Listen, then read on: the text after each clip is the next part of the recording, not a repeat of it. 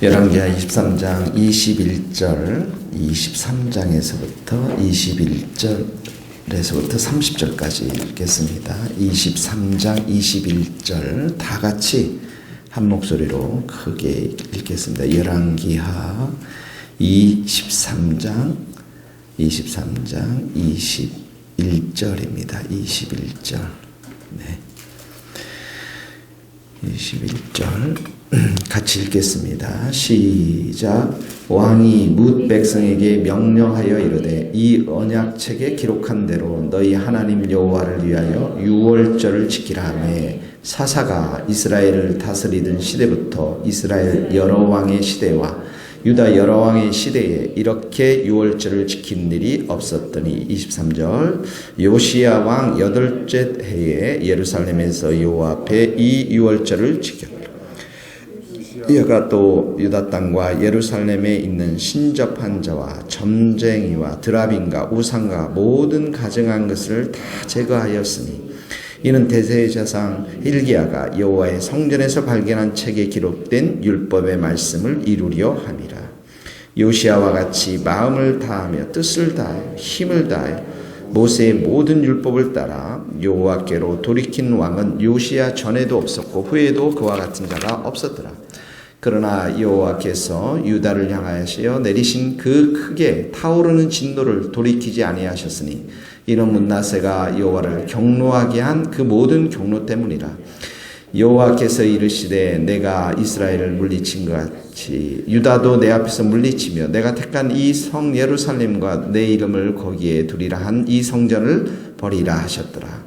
요시야의 남은 사적과 행한 모든 일은 유다 왕 역대지략에 기록되지 아니하였느냐. 요시야 당시에 애굽의 왕 바로 느고가 아수르 왕을 치고자 하여 유브라데 강으로 올라가므로 요시야 왕이 맞서 나갔더니 애굽 왕이 요시야를 묵기도에서 만났을 때에 죽인지라. 신복들이 그의 시체를 병거에 싣고 묵기도에서 예루살렘으로 돌아와 그의 무덤에 장사하니 백성들이 요시야의 아들 요아스를 데려다가 그에게 기름을 붓고 그의 아버지를 대신으로 왕으로 삼았더라. 아멘. 요시야가 지금 열왕기하 23장에서부터 그 이스라엘의 대대적인 우상 숭배를 척결하는 개혁을 시도합니다.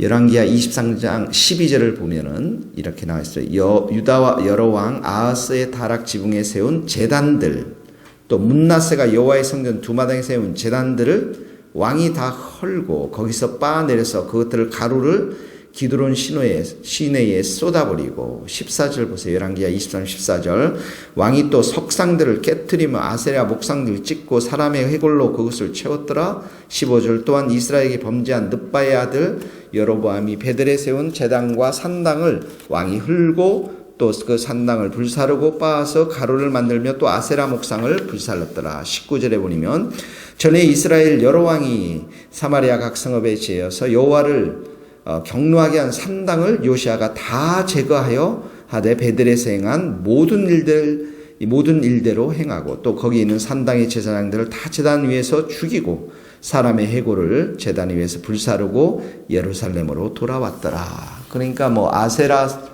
목상 뭐 이런 상들을 다 제거하고 또 그 산당 속에는 이방신을 섬기는 그 산당 속에는 이 이방신을 섬기는 제사장들이 있었거든요.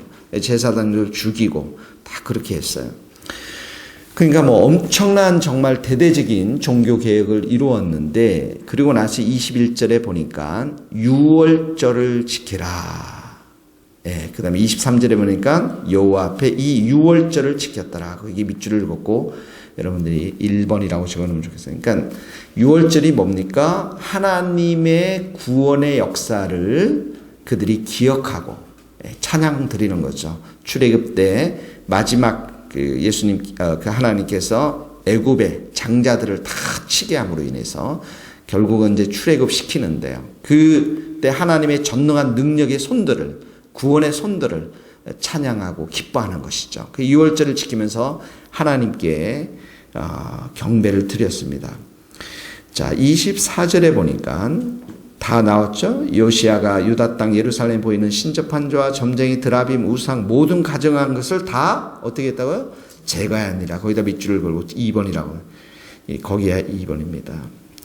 그리고 밑에 보니까 율법의 말씀을 이루렸다. 거기도 밑줄 말씀대로 우상의 숭배 모든 것들을 다 제거하고 25절 다 같이 읽읍시다. 시작. 요시아와 같이 마음을 다하여 뜻을 다하여 힘을 다하여 모세의 모든 율법을 따라 여호와께 돌이키노라. 요시아 전에도 없었고 후에도 그와 같은. 그다음 거기다 밑줄을 그으세요. 마음을 다하며 뜻을 다하며 힘을 다해서 말씀에 순종했다라는 것이죠.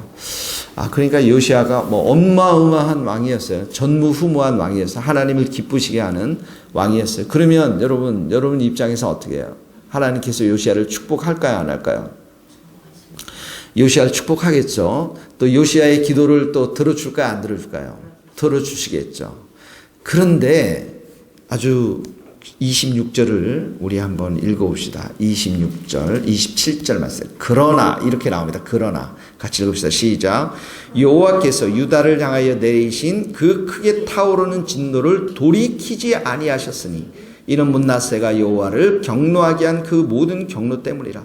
여호와께서 이르시되 내가 이스라엘을 물리친 것 같이 유다도 내 앞에서 물리치며 내가 택한 이 성 예루살렘과 내 이름으로 거기에 두리라 한 이 성전을 버리리라 하셨더라. 그러니까 유다를 향한 그 심판의 분노를 하나님이 버리지 않겠다는 거예요.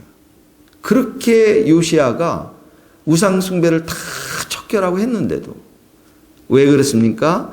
이는 므낫세가 여호와를 경노케 했는데 실제는 이 말 의미에는 그동안 쌓았던 그 죄악들, 이스라엘의 이 유다의 왕의 죄악들이 너무 많았기 때문에 대표적으로 므낫세 이름을 이렇게 기록한 거예요. 그래서 27절에 보니까 이스라엘이 먼저 멸망하거든요. 유다도 내 앞에서 물리치며, 이 말은 유다도 멸망시키겠다는 거예요. 바벨론 포로로 잡혀가서 586년에.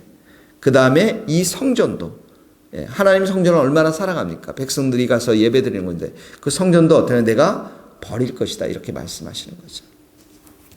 그럼 우리는 여기서 두 가지를 배우게 돼요. 하나는 뭐냐면 그렇게 조상적부터 쌓아왔던 수많은 죄악들이 하나님 앞에 보시기에 얼마나 큰 죄악이었고 분노를 일으켰으면 이렇게 요시아가 나타나서 정말 하나님 앞에 기쁨을 드렸는데도 불구하고 하나님의 그 마음이 누그러지지 않으신 거예요. 죄악을 향한, 우상 숭배를 향한 그런 하나님의 그 진노하심들이 얼마나 큰 것이었는가를 우리가 하나는 보게 되고, 또 하나는 여기에서 하나님의 절대적인 주권을 보게 되어집니다. 오직 하나님만 결정하시고 사람은 거기에 순복할 수밖에 없다라는 거예요. 예레미야 거기다 적어놓고 제가 읽어드릴게요. 예레미야 18장 6절에 보면 이런 말씀이 있습니다. 이스라엘 족속아, 토기장이가 하는 것 같이 내가 너희에게 행하지 못하겠느냐? 이스라엘 족속아, 진흙이 토기장이에게 있음같이 너희가 내 손에 있느니라. 하나님의 절대적인 주권을 이야기하고 있는 거죠. 로마서 한번 찾아봅시다. 로마서 9장으로 가봅시다. 로마서 9장에 가면 이 말씀이 계속 되풀이돼서 나와요. 하나님의 절대적인 주권이 나오는데요. 로마서 9장 13절, 14절, 먼저 20절, 21절 봅시다. 똑같은 말씀. 20절, 21절. 20절, 21절. 시작. 이 사람아, 내가 누구기에 감히 하나님께 반문하느냐? 지음을 받은 물건이 지은 자에게 어찌 나를 이같이 만들었냐고 말하겠느냐? 토기장이가 진흙 한 덩어리로 하나는 귀 쓸 것을, 하나는 천이 쓸 그릇을 만들 권한이 없느냐. 하나님의 절대적인 주권을 지금 말씀하고 계시죠.